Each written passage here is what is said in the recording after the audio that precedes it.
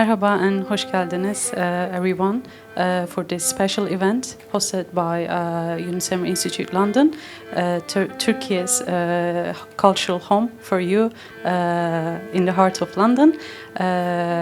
If you're joining us for the first time, we are Turkey's cultural institute and we have over 90 branches all over the world, and this one opened its doors in 2017, and we organize a range of events in arts and culture. We teach Turkish arts and music, and this particular event is organized as part of Arts and Culture Lecture Series, which we have been organizing again since 2017. And tonight is a celebration of Turkish culture, and we are hosting a friend of Turkish culture, Audrey Wozniak, a very dear friend to us, as many of you already know. She's internationally renowned violinist and ethnomusicologist, trained and accomplished her PhD in Harvard. So tonight will be a very warm evening for all of us. It will be a storytelling. We will get to know her story of into Turkey, the way her story of getting herself familiarized, also establishing in Turkish music and culture, and we will also listen her pieces and her interpretation of Turkish music. And at the end of the session, there will be a small Q&A part as well, so you will also get to ask your questions, and there will be a serving of refreshments. And today is the World Turkish Coffee Day, and there will be a serving of Turkish coffee as well. So welcome, hoş geldiniz again. Please give a round of applause for Audrey and enjoy tonight. Hoş geldiniz, sefalar getirdiniz. Welcome everyone, and first of all, thank you so much to the Yunus Emre Enstitüsü, and especially Mehmet Karakuş Bey for hosting me, and the entire team here that really have been so wonderful in creating the opportunity to present this event, and especially thank you for being here. It's really exciting, a little nerve-wracking to see everyone here, but as Shehrbanu said, I'm Audrey Wozniak. I recently finished my PhD from Harvard, focusing in the field called ethnomusicology. I'll talk a little bit more about what that is in a bit. But I'm originally from Texas in the US, and but for the last 9 or so years, I've been going back and forth to Turkey. I now live full-time in Istanbul, and I have been working very closely with masters of Turkish music, especially classical Turkish music. And probably the most common question I get is, what are you doing in Turkey? How did you get interested in this music? I wanted to talk a little bit about my journey, and along the way I'm going to play some music for you all as well.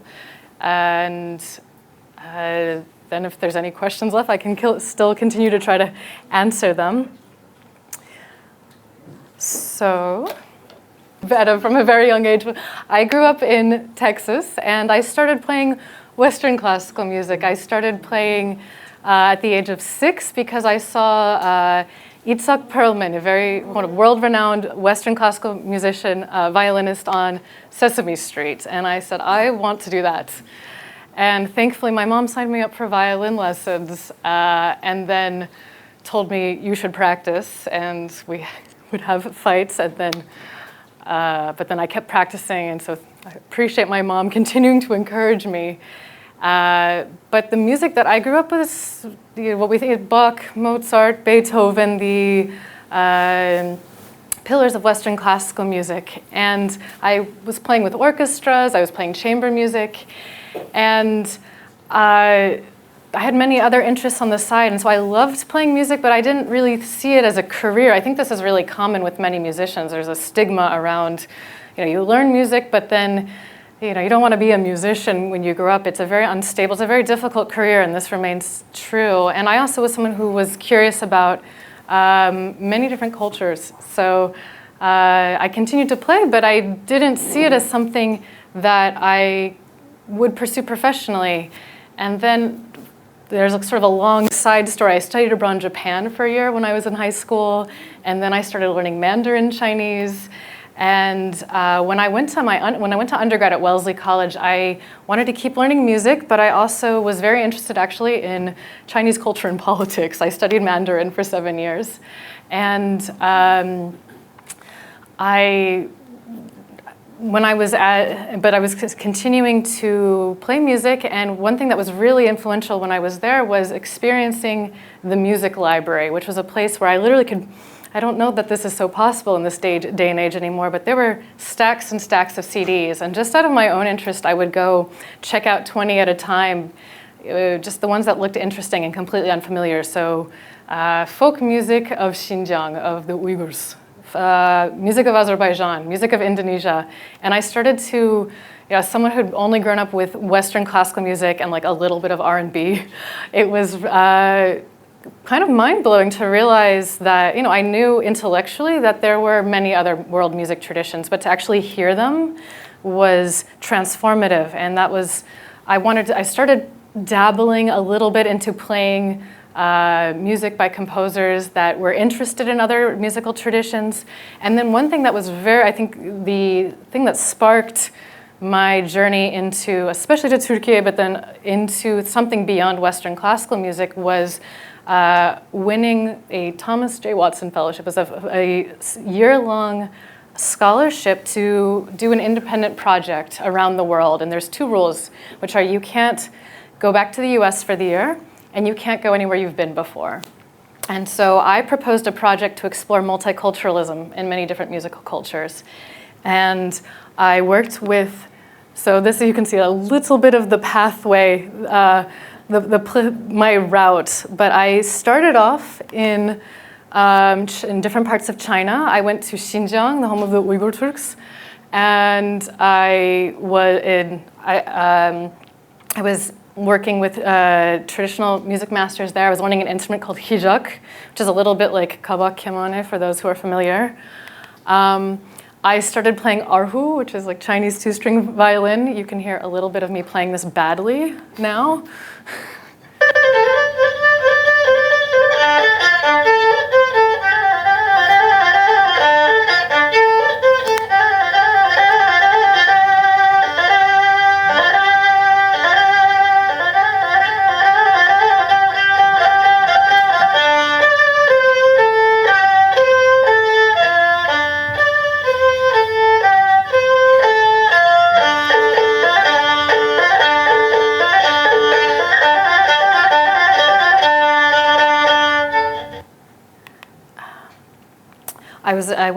I spent a lot of time about 2 months in Hong Kong learning erhu. I traveled with the Silk Road Ensemble for 2 weeks. I didn't play with them, I just traveled with them, but that was very influential for me. Meeting Yo-Yo Ma and getting to spend time speaking with him and hear about his vision of music making. And from there, I went to Indonesia, where I spent about 4 months working with a guru, someone who my guru's name was Pak Sangla, and I was learning this instrument, it's also called rebab. It's an import of an instrument from Afghanistan to Indonesia, and then from there specifically to the island of Bali. And I had a chance to play in traditional ceremonies, to play different tuning systems, to start to improvise for the first time, which as a Western-trained musician, that's a very scary thing because we had prepared in advance. The idea of spontaneously playing something on the spot is very stressful. I spent time in a very small town called Banyuwangi where Portuguese traders in the late 1800s brought violin, and that's been incorporated into the local musical tradition, but they use it in a very different way. I'll give you a small sample of what that sounds like.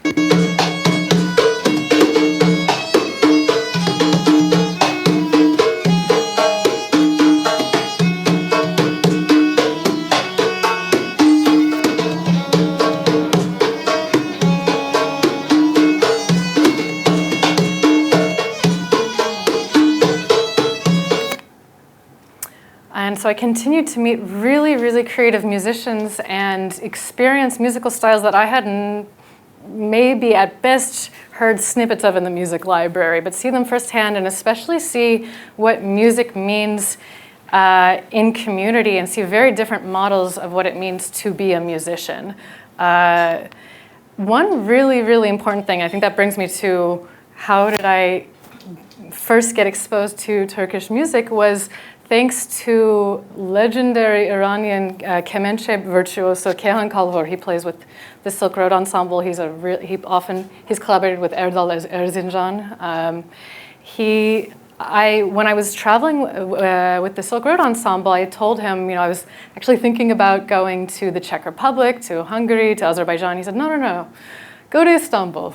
I'll introduce you to musicians there. And thanks to him, I met Derya Turkan, who's a very renowned performer of classic kemençe. And so began my initial foray into the world of Turkish music. So this had not been on my agenda. I had very, very little, almost, I would say, essentially no idea about the culture of Turkey, about the music.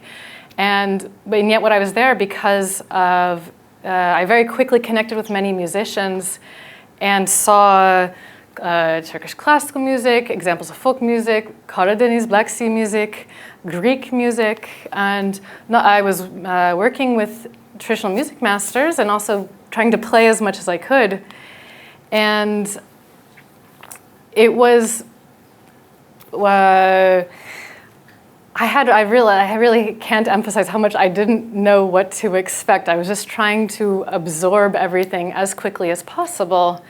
And here I think I'm going to segue. I want to play you the very first piece of music that I learned working with my hoca, one of my main teachers in Istanbul.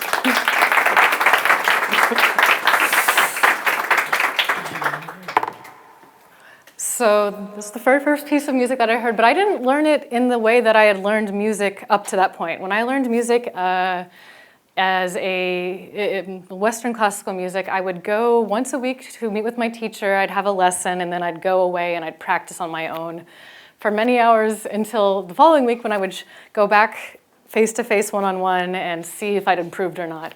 In this case, I entered the office of my hoca. In this case, I was working with an oud player, Necati Çelik, and it wasn't just me. It was a whole host of students who had come there to learn with this master, and he didn't charge any money. He saw this as part of his duty as a teacher, as a hoja. And the learning process was, it wasn't just, we wouldn't just sit down and play music. There was this social aspect of it was also really important. There was drinking tea, chatting, talking about what had happened, and then at some point, hoja would say, "Oh, let's play a piece," and then he'd put a piece in front of us, or often there would be no music. It would be whatever he felt like playing, and those who knew it would play it, and everyone else who didn't know it would try to learn it on the spot. And it was a rotating door of guests. Someone would come in, someone would leave. It was a constant flow of people, and through people talking about their memories and their favorite pieces, I got exposed to a lot of repertoire and I got to see many different playing styles all at once. But it was also very, very overwhelming because so Turkish music, from as many of you know, it doesn't really fit on the piano. It uses a lot of, we could say notes between the notes. There's a lot of notes that we say it's microtonal. So for my Western trained ears, when I first heard it, it sounded very out of tune. It was, I couldn't intuit it at all. My teacher was correcting me, saying, no, you need to play higher, you need to play lower, but it just sounded wrong to me. It didn't sound bad, but it sounded wrong. I couldn't intuit the right notes. And so there was it's been an extended process of learning to retrain how I hear so that the notes that sounded wrong are actually ones that I hear as correct and that I can produce myself. Another big challenge is that so the notes on the page are not the notes that you play, it turns out. So Turkish music for many centuries was not written down. That's something that came much, much later to Turkish music, and there's been many systems to try to write it down, and I think all of them are generally regarded as lacking in some way. But it's very useful, it's a tool, but what we see on the page, there's a lot of challenges for me. The first thing is that the default to play this, for example, this piece, a piece I love very much, you play much lower than what's written. You play 4 pitches lower, or you play 7, but you change the position actually depending on the instruments or the singer that you're playing with. So you have to be able to play the same melody in many different places. So for example, I'll give you an example. It'd be like if you say, happy birthday to you, and then you say, no, let's sing it lower, happy birthday to you, or we're gonna do it a lot higher. So having to be able to just play the same piece from many different positions, many of which were very challenging. Then the other thing is that what you see on the page is, it's not a suggestion, those are the notes, and yet on top of that, musicians typically add ornaments, they add embellishments to express it in their own way. And so those are things that aren't written down. You learn them through repetition, through hearing what other people do, saying, oh, I liked that. I liked how you played that. Let me steal it. Let me use it myself. So, I mean, just to give you a quick example, if I were to literally play what's on the page right now in the Western style, it would be, okay, yeah. I'm gonna play the Tislim.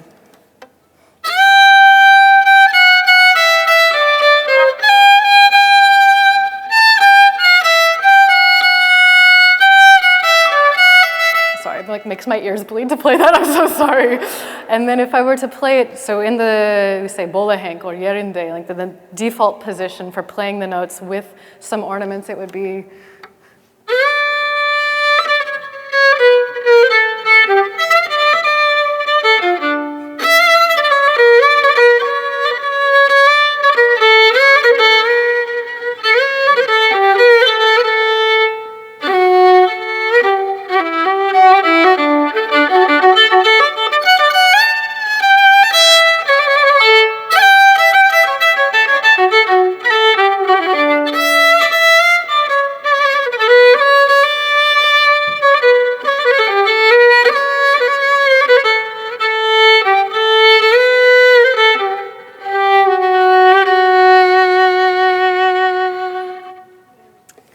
get the... So those are things that it doesn't matter how many books you read, how many, or how much notation you have. Those are things that you need to be shown by someone who knows, and to spend time listening to, hearing, and then trying out yourself. So it's very much, there's a dialogue that happens in the learning process. And so from a Western music perspective, it doesn't seem very efficient. It seems like there's a lot of time spent drinking tea. But that process of conversation and trying things out with other people, and hearing how someone else is trying it yourself, being corrected, that makes a world of difference. And so that's been an ongoing process for me. So, and this is, I should mention that this way of learning, this is not just the traditional learning method for music. This is something called meşk, and it gets translated as master apprentice learning system, but it's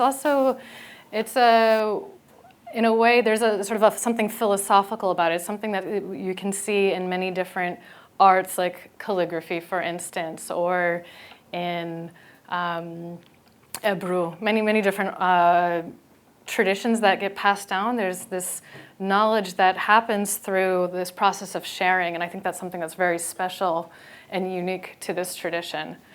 So when I was in Turkey for the first time, I was only there for 2.5 months. I really was excited and overwhelmed by what I was hearing.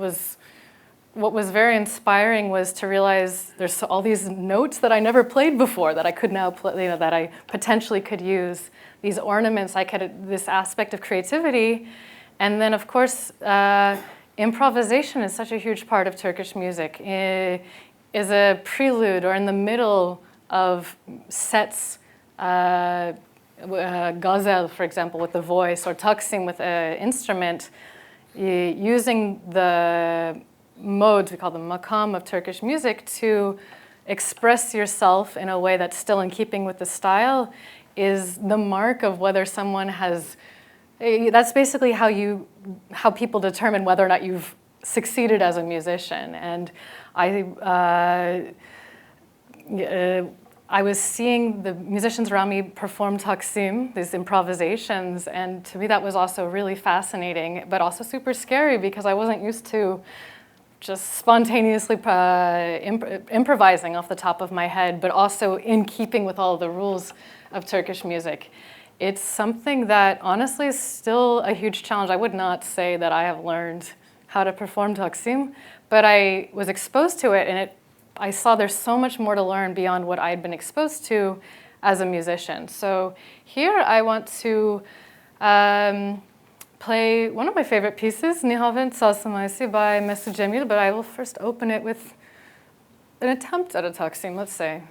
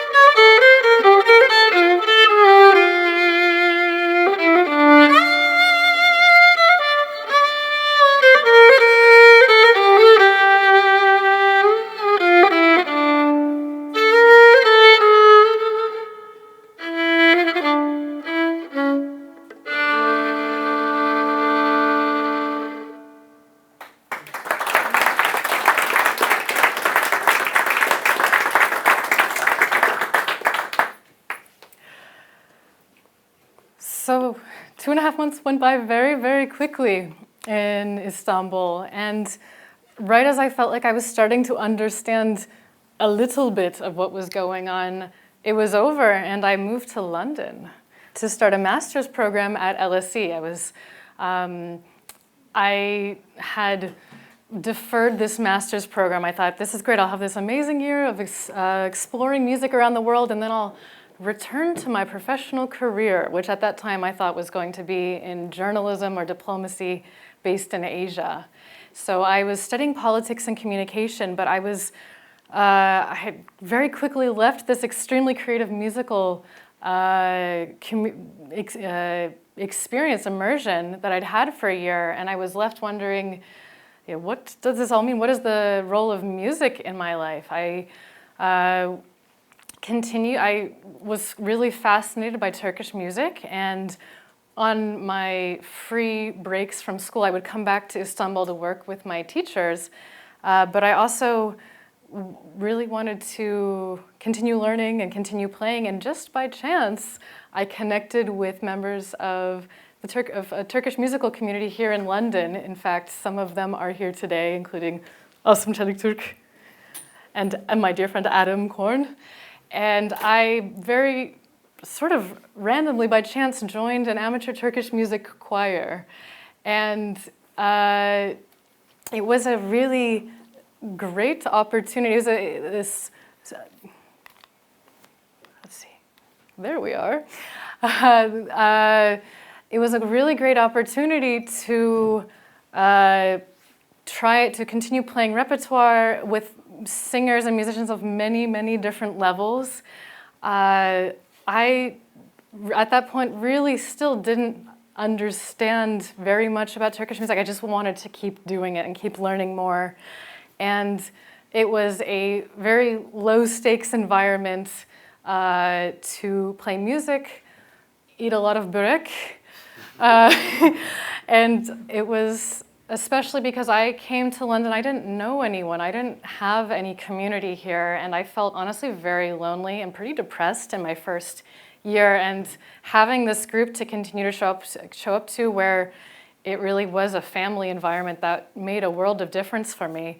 And then I was really surprised when this amateur group of singers actually packed a North London church full of 300 people to come to their concert. I realized there's something very special about what this music does for the communities it belongs to. I want to show just a small snippet of one of the concerts I participated in.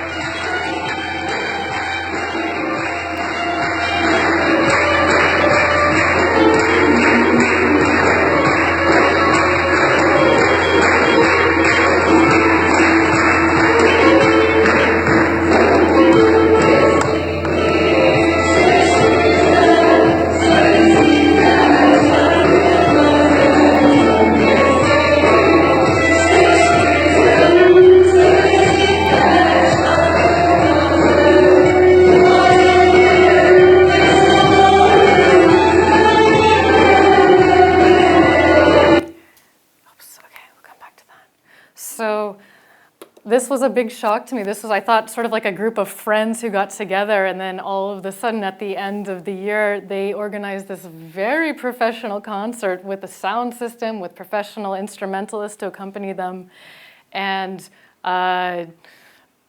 completely packed this concert. And it was very fascinating to see, wow, there's such a strong community here around the music, around the culture, and it was amazing to be part of that. At the same time, I was doing my master's in politics and communication, so it was the completely opposite world. There was no music. No one really wanted to talk about music. Honestly, no one really wanted to talk about anything besides German election politics. And I was still trying to understand, how do I find a balance? I'm interested in culture, I'm interested in language and research, but also music and performance and cultural explanation are very important to me. And so at that point, I finished this. It was a one-year master's, and then I thought, this is the time for me to really get as good as I can on the violin. So I went to music school at Trinity Laban, just again, down the street.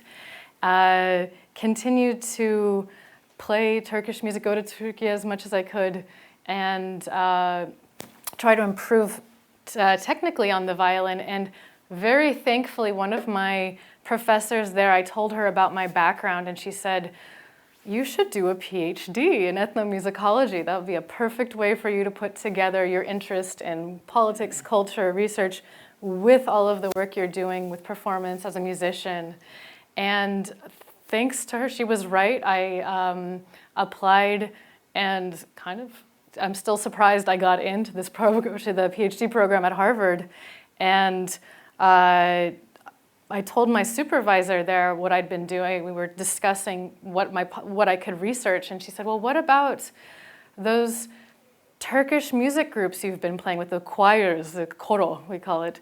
I said, well, I'm not really sure how you would do a research project on Turkish music choirs. But I started to think about it. I realized, as I looked into it, I realized in Berlin alone, there's 12 amateur music Turkish music choirs. In Turkey, there's over 3,000 of these choirs, and they're connected to workplaces, to neighborhood groups, to charities. They're a really important way of how people come together in community. And then on the flip side, many of the so-called professional musicians that I was working with, they're connected to state ensembles in Turkey. They play in like the presidential choir or the historical musical ensemble that are connected to the state. And I realized, there actually is sort of an interesting project here to understand how these choirs work and what kind of role they play in Turkish society. And one thing that really struck me, was that my advisor, she said, look, it's so great, you already have 3 years of fieldwork experience. And I said, what fieldwork experience? I've just been hanging out with people. I've just been hanging out with musicians.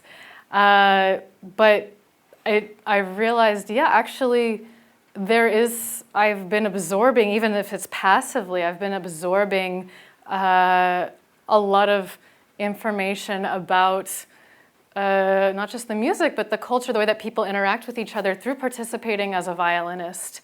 And that was, I think doing the PhD at Harvard made all of my hanging out with musicians a little bit more legitimate, especially for my parents. What are you doing in Istanbul turned into, oh, you're Harvard professors, think you're doing research. So, but it gave me more of a purpose to try to direct what I was doing towards a more academic goal. But one thing that was, I think, maybe unusual, especially for those of you who are familiar with academia, I think we all kind of have some idea of what research is, but what I came to terms with, what does it mean to do research as a performer? What does it mean to do research when you have a violin in your hand? So much of what I was doing was participating in musical meetings and rehearsals and performances, and that actually, at first it seemed like, what kind of data could I get from playing music with people? But I quickly found that playing violin actually gave me more access. People, their whole attitude changed when I played violin. I got to, people really warmed up to me, they became more open. They wanted to introduce me to more people for interviews, to participate in different musical groups. And I got to, so I was participating in more, meşk, coming back to this like a group performance or a sort of group learning sessions, but with more and more professional musicians as well. I wanted to show you 2 clips of, these are all musicians who are connected to state ensembles in Turkey.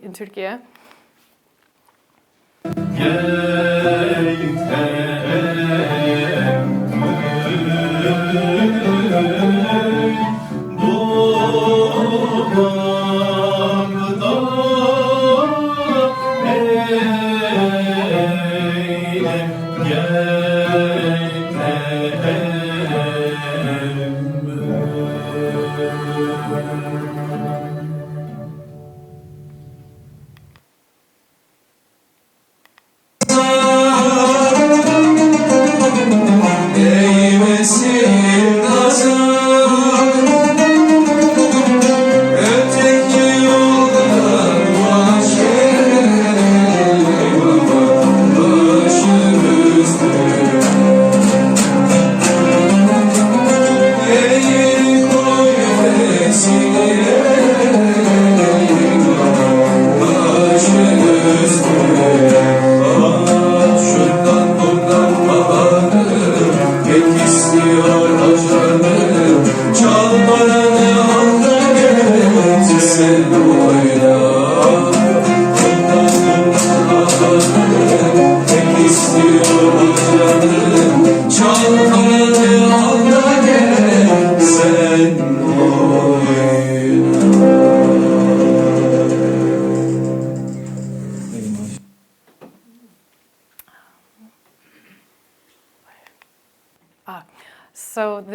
that I continued to very quickly actually connect with a really large community of musicians based in Istanbul. After a certain point, after starting my PhD, I actually moved to Istanbul to do more field work, this time with real academic purpose. And my goal there was to try to better understand how the choir, the coro, which didn't exist that as a concept for performing music 100 years ago, how that became such a key performance format in Turkish music today, with 3,000 amateur choirs around Turkey and these ensembles, these choirs that are connected to the Turkish Ministry of Culture and Tourism and Turkish National Television and Radio. And the fact that, it would have been one thing if I had reached out to the conductor of some state choir and said, hello, I'd like to interview, I'm from Harvard. And maybe I would have been able to speak with those people. But the fact that I could actually play the music really made people a lot more open. And it made such a huge difference. So I was attending rehearsals of the Cumhurbaşkanlığı Chorus, the presidential choir. This one story I want to tell you is that this is Nevzat Atlı, rahmetli Nevzat Atlı. He was the founder of Istanbul Devlet Klasik Türk Müzik Korosu, which is now Cumhurbaşkanlığı Korosu, so today's presidential choir of Turkey. And this was the first interview that I did for my research I'd done interviews before this, but after moving to Istanbul, this is the first person that I interviewed. He was very famous for being super strict with the musicians in his ensemble. There was one story that he was so hard on them that someone went to go get a doctor's note to say that they needed like a mental health break, and he just like ripped it up. He's like, no, go rehearse. After a certain point, I decided, I need to learn some Turkish if I'm gonna. Actually, I kind of resisted learning Turkish at first because I'd spent all this time learning Mandarin Chinese. And I thought, I'm gonna keep working in China. But as time went on and this passion really developed, I thought I should probably learn some Turkish if I'm gonna actually learn something. And so this was the first interview that I was trying to do, the first formal fieldwork interview I was trying to do in Turkish. And I had written down my questions, and I was just so scared. And he was, this is very larger than life figure. And so I asked him some of my questions, and he was polite, he was kind, but he was sort of stern. And I brought my violin with me, and then he said, well, are you going to play this or what? And so I picked up the violin and I deliberately picked Karciar Peşrev, which is it's a fairly, it's a heavy piece, a very classical piece, one that I thought he would appreciate, and it's also very microtonal. And he sat there nodding as I was playing this piece, and in the middle of it, his phone rang. And I was like, maybe I should stop. He's like, he's the conductor, so he says, keep going. And he answers the phone, and I'm still playing the piece. He's on the phone, and he says, it's my neighbor. There's this American girl here. She's playing Turkish music. Listen. And he points at me. He's like, play. And his whole attitude changed. His whole demeanor. He said, come back the next day. We'll talk more. And he gave me his book. He signed me. We had a really nice meal together, and he actually played violin, but he stopped 40 years ago, and so he took my violin into his hands for the first time after 40 years and tried to play, and it was this really special moment to me, to not just for my research, but to have that kind of connection and to meet someone who's so significant for this musical culture, and to have that encouragement from him as well. It was really a special thing for me. And then I'll just show you one more clip. So I would keep meeting musicians, and they would be a little bit surprised, oh, you're playing Turkish music. And then they would invite me somewhere, they'd invite me to the presidential choir. And then on many occasions, I was able to go to Turkish national radio and television. And it started off as I was invited to observe the live broadcasts. And so I showed up. They have a rehearsal for the hour beforehand, and then they go straight into the live broadcast. And so, of course, I had my violin with me. And they said, well, do you want to play in our rehearsal? And I said, sure, I'll play in your rehearsal. And so I played. They're like, oh, you can kind of play. Do you want to just stay for the live broadcast? And I said, oh, okay. And it was, yeah, I have a very special talent with playing in groups, and it's never playing if I think I'm going to play the wrong note. I can just, if I think I'm going to make a mistake, I just move my bow, but I don't emit a sound. So they never heard a wrong note. It didn't mean that I played all the right notes. I just fooled them very well.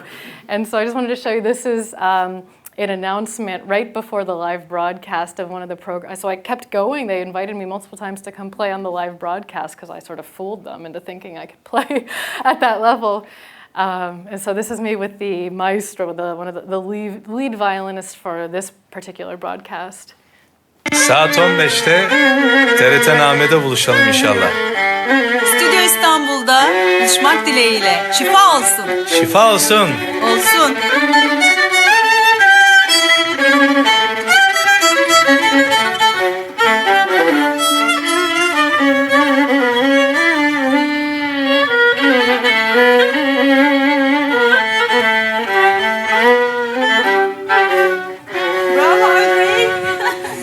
Şifa olsun. Saat 15. Olsun. Okay, so there were really many unexpected, really wonderful things that happened, all because I was participating not just as a researcher, but as a violinist, and continuing to engage with learning Turkish music. But this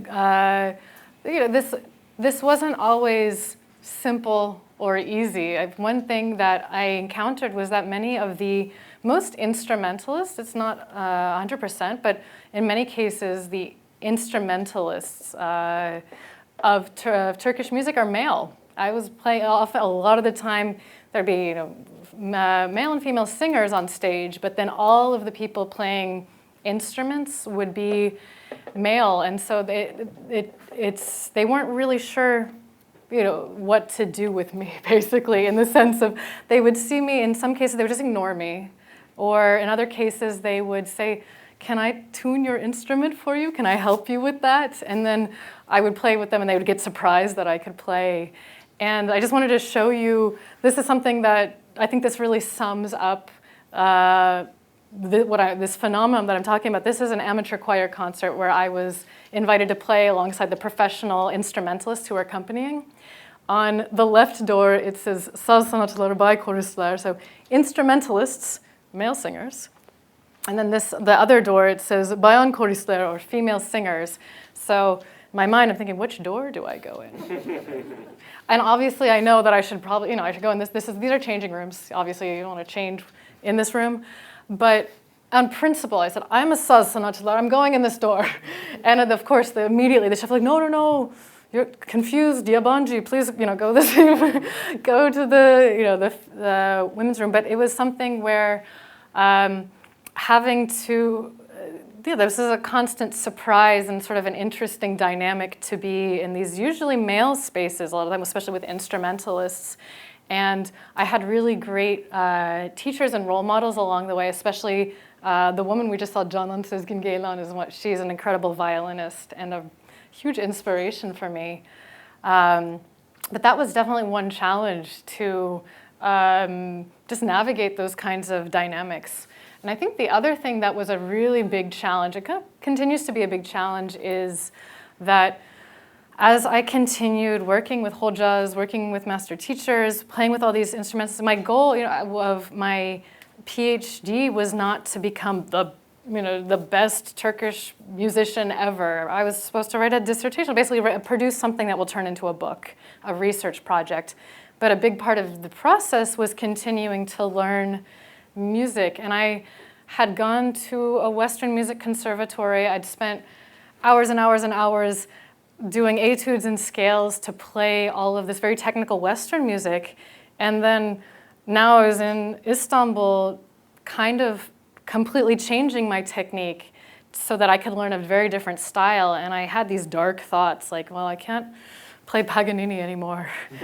But I'm also an amateur at Turkish music. I'm bad at two things now. Great. And I also felt like, Turkey doesn't need another violinist. There's many great violinists in Turkey. There's many great performers of Turkish music.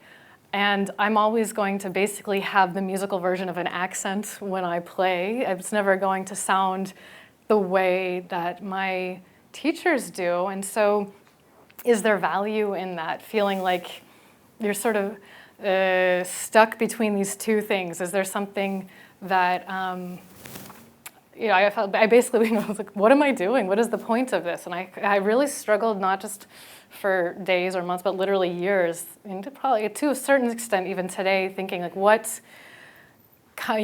is the output of this, or what is the point of this? But as I became more proficient in different techniques, I could start playing different makams and microtonal music, hearing the notes not as out of tune, but as something that I could use as an artistic resource, and encountering many different styles of music, and even beyond Turkish classical music into Turkish folk music and beyond. I started collaborating with different musicians and experimenting with, what can I do given my two skill sets? And especially as I met more and more professional musicians and became invited into more projects, the musicians I was working with said, you need to start sharing what you're doing on Instagram. No one knows you're a musician, which that was very weird to me, because why would I ever share my practice videos? That's very why would I'm never happy with how I sound. And the idea of putting that out on something that's very personal, making that like a public performance, that was very counterintuitive. But I also saw that in Turkey, that's literally how the whole music industry, how the arts industry really, really relies on use of social media and getting the word out. So as an experiment, I tried. I started putting things online, and I was really surprised when I started getting positive reactions, especially because a lot of the musicians I've been working with were very, very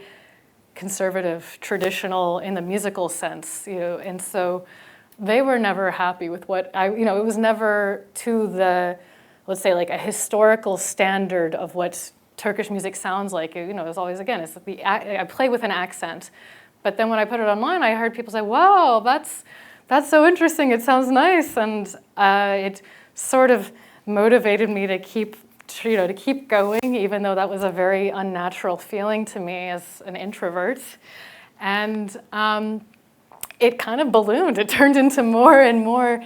It actually meant more opportunities, more invitations to participate on Turkish national television, on Turkish national radio, and there was increasing interest around what I was doing. And so even if I didn't have a perfect answer to the question of what is the point of what I'm doing, I saw that it seems like there is perhaps something that of how in the music, or what I see it as sort of my experiments or my own attempts to create something of my own. There's something that maybe resonates with people. And it's meant that, I've tried more and more things. For example, this is my dear friend Tolga Hançoğlu, who many of you may have seen, inventor of the adjustable microtonal guitar. So we have been, working on projects that involve Turkish classical music, but with new instruments. I have a group of musicians and I are releasing a few singles pretty soon, which is new music composed sort of in the style of, I don't want to say historical, but so Istanbul urban entertainment music. I want to give you a little taste of this, I think, coming on December 20th.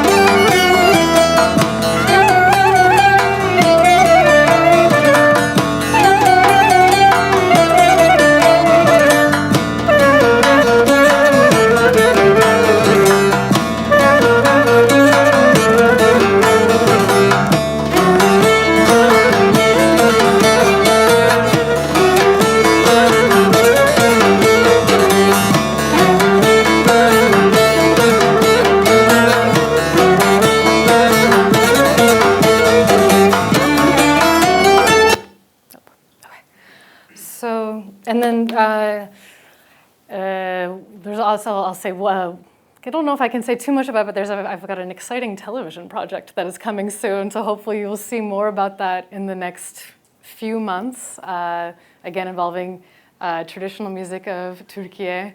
So I finished my PhD in May. This was a huge relief, and in the meantime I continue to live in Istanbul, and I've been working on various artistic projects and continuing to try to move my research forward as an academic, apply for academic jobs. And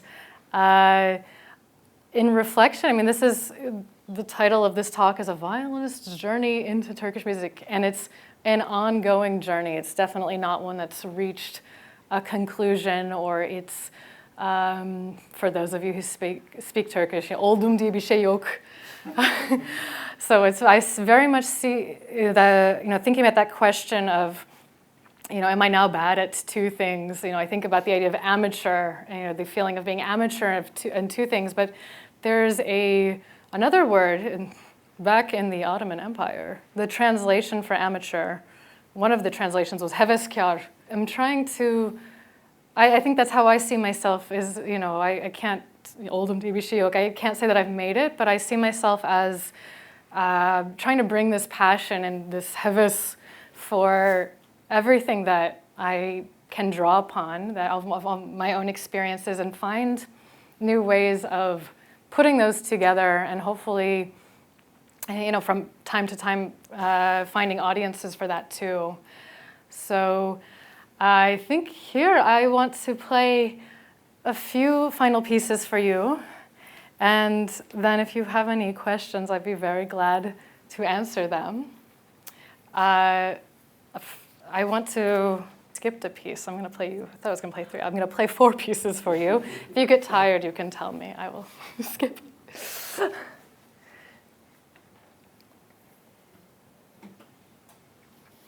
This is Muhayyer Kurdi Saz Semaisi by Reşat Aysu.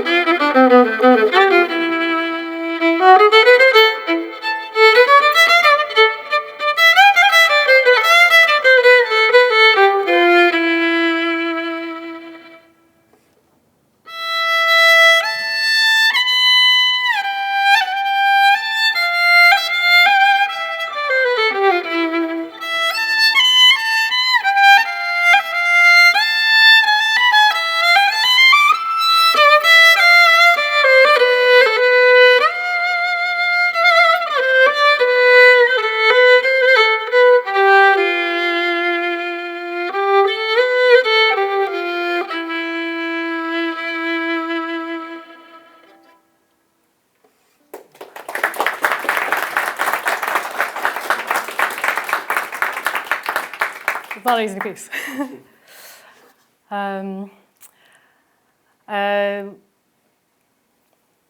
I skipped one other piece, and in the midst of all of these, so a lot of these are very, as you can see, it's kind of technical, instrumental pieces of Turkish classical music.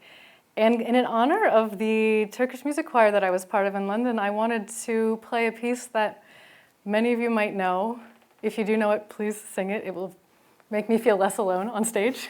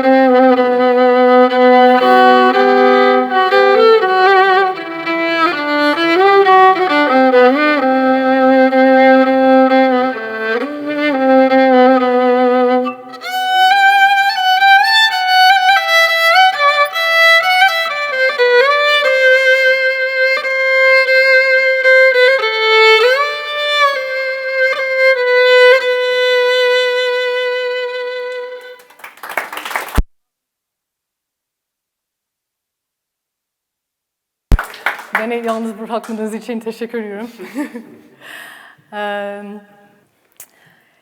And so I've recently been trying to branch out a little bit more beyond Turkish classical music. So I've spent much more time working with the sort of Türk sanat music, Turkish art music, Turkish classical music side of things. But more recently, I've been trying to expand to halk music, folk music as well. And I was going to play you two folk songs. One is Yüce Dağ Başında Kar Boran Boran, followed by another piece which has many names actually. I think it's one of them is Bu Tepe Karlı Tepe, but I've also heard actually I think it's exactly the same melody, Horoz Havada. So if you know those, please feel free to sing along.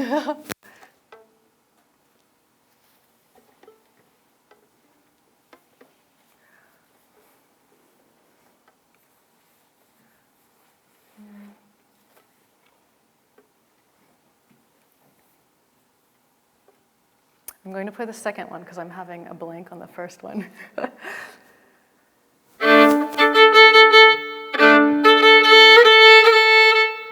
Sorry, hold on.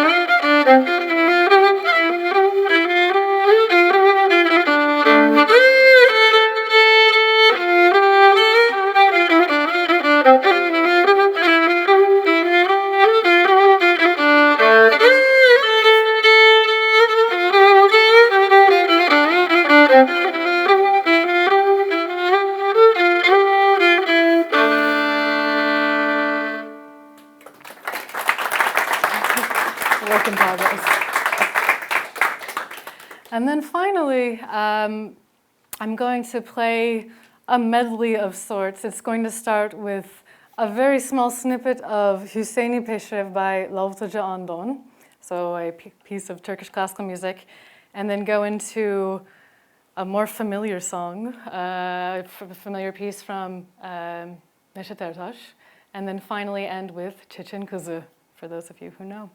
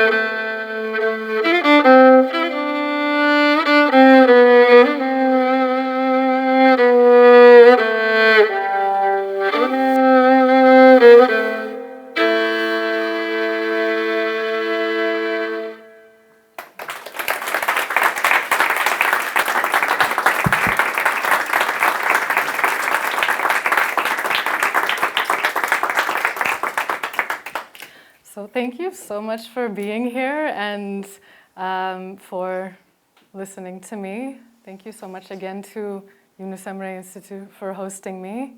And If you have any questions, I would be happy to answer them. And buyurun. Thank you very much, Audrey. It was fascinating and also very entertaining performance. We like it. Thank you very much. And it is customary, of course, that at the end of the concert, audience or the people can ask extra piece. but I was planning to ask, Çeçen Kızı, you already played that, and you missed your turn. Oh, no. Thank you very much. So I will open the floor for further questions, but one or two we keep short because it's been a long time for Audrey. So, please. İyi akşamlar. Thank you so much for your speech and your performance. Can anybody hear me now? I've known you for quite a while from the social media, and it's quite nice to see you in person. I have a bit of a funny question, but maybe two. That's fine. But I've written down my questions just like you did because of my poor English. I did that with Nevzat Atlı. Using a translator. So I'd like to address you as Audrey Hanım, Buyurun. just like we would say in Turkish. So I just noticed that at the beginning of your musical journey, your hair was long. And, Yes. and at some point, maybe over time, you started wearing it short. When was it, and does it hold any special meaning? It's a good question. Would you like to answer to that? And maybe another question. Let's hear your second question. I'll answer both. Yeah, well, you may have experienced this. In Turkey, there's a funny, maybe a weird tradition. No matter how high class an event would be, for example, a wedding, it always ends with erik dalı or a piece of Ankara havası. Uh-huh. So it's kind of a common ground that brings everyone together. You can see people wearing a tuxedo and dancing in different ways. So has it ever happened to you in one of your Have I ever heard like Ankara havaları? erik dalı and Ankara havası? Maybe. Thank you. Yes. I tried to. Yeah. For your first question, so I had very long hair. I had long hair and then it got longer during the pandemic. I'm sure that I'm not the only person that happened to. And then actually right when I moved to Turkey, I cut off all my hair. I think it was the pandemic. Honestly, it was both a fresh start. I was moving to a new country and I wanted to cut off all my hair.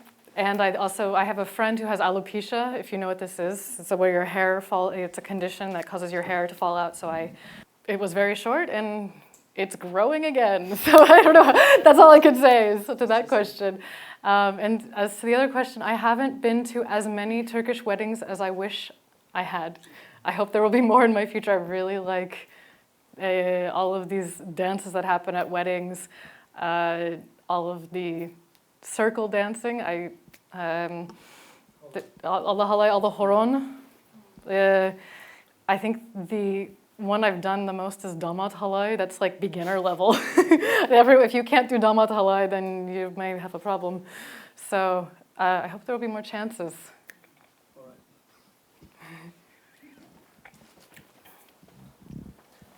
Thank you.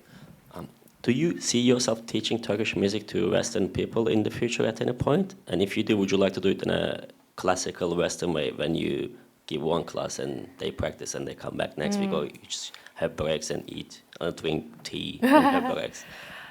First, I don't see myself, honestly, as qualified to teach Turkish music. I think there's certain things that I could teach a little bit of that are about my experience, like ornamentation or trying to teach maybe a certain makam, but I actually, like I said, I still see myself as a huge amateur. Like no matter how much I can play, I feel like it's a huge derya, right? It's a huge sea of knowledge, and so it's something that I would like to share. I don't think that I don't present myself as a hoja of this music, but hopefully I can also demonstrate that I don't think that the real deep learning happens in a classroom setting. I think it really needs to happen through going and spending time with people who are true masters. So I would want to, in the future, I see myself like in an academic setting, clearly introducing, talking about the music, giving general information, and hopefully creating curiosity, both awareness and curiosity in people, so that they would go pursue the opportunities to work with people who are true culture bearers.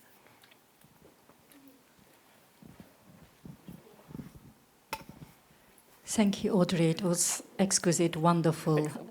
Although I know you, we had a lot of conversations, I learned a lot today. And I'm quite curious now, you're from the States, your heritage Wozniak, it goes back somewhere else as well. Mm-hmm. But for some reason, although you traveled a lot, you decided to stay in Turkey, and for some reason, I think it's more than passion.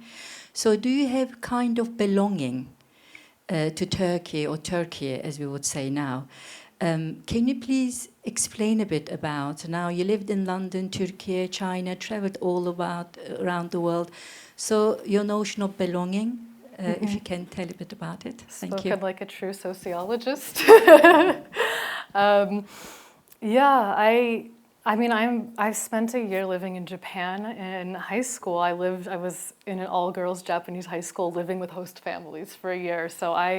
And I didn't know any Japanese. So I had the experience of trying to very quickly fit it into Japanese culture, which is basically impossible if you're not really in it. There's always a barrier. But from the age of like 12 or 13, I've been having these experiences of entering different cultures. And from there, I started learning Mandarin Chinese. I spent extensive time living in China, doing internships and musical study.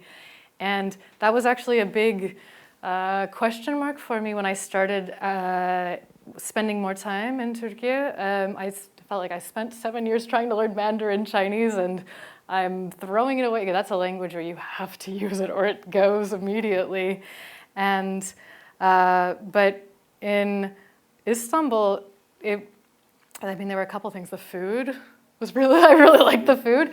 I really liked the sense of time, for one thing. So for example, there's a concept that I learned in Turkish culture, which is called, you pick up the phone, you say, ne yapıyorsun, neredesin? What are you doing? Where are you? Someone thinks, you want to see your friend, you think of them and you make a plan in that moment, which in American culture, you make plans 3 weeks out, months in advance, you send Google Calendar invites, and sort of the spontaneity of, you say, neredesin, ne yapıyorsun? You meet your friend, you both are free by chance. You sit down, you have tea, you have another tea, you say, maybe we should have coffee. Then you go, and then it's, maybe you should stay at my house tonight, and then that sort of, some of these things are, we hear them all the time about Turkish culture, hospitality and warmth, but I really did experience that, and it resonated with me. And I think one key thing that I found very compelling, so I spent a lot of time trying to learn Chinese, trying to become more integrated into Chinese culture, and I think part of that was a matter of time. If I'd spent more time, perhaps I would have been able to connect much better with Chinese culture, but in a very short period of time, I felt very connected to Turkish culture, and I think it's because my sense of humor translates more or less directly to the Turkish sense of humor. Like something that I would say something that, I would observe something that's funny, and Turks also find it funny, or like the Turkish sense of humor I find hilarious. And I think that sort of natural, there were certain things that just felt like more of a easier fit, and it made me want to keep coming back. So I'd say that those were really big factors. I'll have one final question. Sure. So thank you so much for the concert and talk. Thanks for coming. Sure, thanks. So you've been to so many countries, you've lived abroad for so long. How do you navigate your identity, and how do you think that affects your music making? Well, I think how does it affect the music making? I hope you got a little taste of how it affects the music making. In terms of my identity, I'm I was born in Hawaii, but I grew up in Texas, and both of these places they have, you know, in the cultural imagination, people, when you think of Hawaii, you have a certain idea. When you think of Texas, you have idea. But even from a young age, and I moved to Japan, and I came back to Texas, and I felt like I really don't fit in Texas. Speaking of haircuts, when I went to Japan, I got bangs. I started dressing in a Japanese fashion sense, which is super different from Texas style. And so I came back, and I just don't feel like I fit in there. And this is, talk about a basic question. That's, it's a long question, but I think those experiences of, I don't know, I think there's, fear around trying to be in those uncomfortable situations of learning, but also it's really exciting to be in an unfamiliar space, an unfamiliar situation. And as someone from, I have a, typical white American background, right? It's a mix of many different European nations that I have no connection to. I have this Polish last name, but a big mix of ancestors. I don't have any European language skills. And so I think also to go to places where there is a stronger sense of, or at least maybe a coherent culture that I could enter, that was really exciting to me. And I think it's, how does that affect my sense of identity? I don't know how, I say I'm from Texas. People kind of understand that. I'm from Texas. But then, I'm from Texas, but I live in Turkey, and I think I guess this is going to be sort of a cheesy answer, and then we played this new composition which the composer had written incorporating all of our microtonally accessible instruments. And so that's like a super, I can't, you don't find those projects on the street every day, but those kinds of things make me super excited. So it's my niche, it's a very small niche, but I enjoy finding ways to, use everything in one place. Okay, I know I said one final question, but we take pride for being home of Turkish culture, so we really like everyone to feel equally welcomed. So there were two other... I think there was one right here. Okay. Sorry. Teşekkürler. First of all, thank you for your performance. Teşekkürler performansınız için. I was just curious whether learning Turkish music, Turkish classical music techniques has affected you at all in terms of your Western music playing, classical Western music, in terms of your style, performance, or like your intonation. Yeah, those are really good questions. Just before, should yes. I get the second question as well? Yeah, sure. What's the...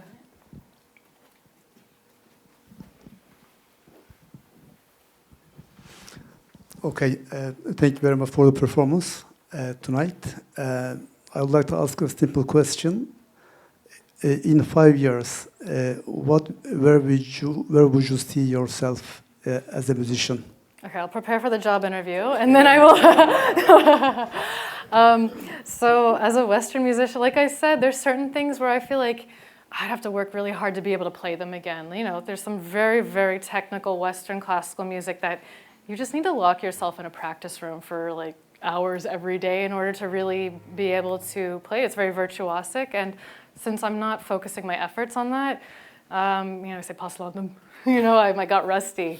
And I think on the level of when you can start to hear microtones, then you have more options for notes. You used to just have the notes on the piano, and now suddenly you have like 3 times more notes, and so it's sort of messed up. Instead of a C sharp, it's like, well, do you want C, bir koma, dört koma, like how many microtones are these? And my brain doesn't think like a calculator, but I can hear these things now. So I think it's either improved or messed up my intonation, depending on what perspective you look at it from. But I think also just the ornamentations, like there's ornaments or embellishments or characteristic things from Turkish music that I think are really nice to apply to Western music that are very expressive, and so I think in that sense, my performance style has changed a lot overall. And then, Awesome Hoca, as for your question, where do I see myself in 5 years musically? I think hopefully I haven't stopped. I want to just keep doing what I'm doing. I want to keep finding projects that are rewarding, that use, where I can contribute my own sound. Any special target, for instance? My special target, I want to finally learn how to play taksim. I want to finally learn how to play taksim. No, I don't have a single target, but I think I want to keep playing with musicians who inspire me and have more chances to do that. I would love to keep, it's really great to have opportunities to travel, to play music, and to present to new audiences. So, devamını olsun inşallah. That's it. Well, Audrey, it was really nice to listen to you, your music, your interpretation of Turkish music, also looking at Turkish culture through your lens. It was really nice to hear your encounters. You truly made us feel home tonight. And I think the next step now is to enjoy Turkish coffee. So everyone, please give a round of applause, a very strong one.